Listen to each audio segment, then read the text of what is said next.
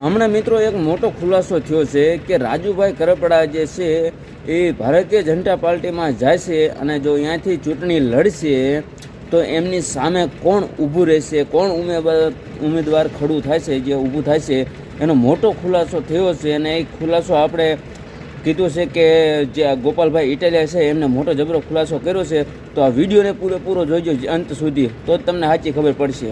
ભાજપ નહીં મોટા કરવા કરતા તે શું છે, ખેડૂતોના નેતા ચિતરવાની વાત છે. આપણે નેતા ચિત્રીને કંઈક આપવું તો પડશે ને ભાજપ. આપી તો દીધું, જેલમાંથી સજા માફી આપી દે, પતી ગયું ભાઈ. બધું થોડું દેવાનું છે. જેલની સજામાંથી માફી આપી, ટિકિટ આપી, તો બધું એક વ્યક્તિને થોડા દે. માનો કે ટિકિટ આપે તો ક્યાંથી મળી શકે? હવે ઈ તો એ ભાજપ જાણે, આપણે કેમ નક્કી કરીએ? એમને ટિકિટ મળે, તમારી આમ આદમી પાર્ટીમાંથી રાજુ કરપડાની સામે કોણ હોઈ શકે? ખેડૂતો. એટલે કોણ ટિકિટ કોને મળશે? અરે ભાઈ, ખેડૂતોને મળશે. ભાજપની સામે અમારા ખેડૂતો તાકાત વાળા છે. જ્યાં ભાજપ ત્યાં સામે ખેડૂત. ખેડૂત એટલે એકને જ મળે ને, ખેડૂતોને પણ એ તો આવશે ને સમય. ધીંગાણાનો ઢોલ વાગે તેથી ખબર પડે ને. આજ ક્યાં ચર્ચા જ છે? ઢોલ તો વાગવા જો, બુંગીઓ ઢોલ આવશે તે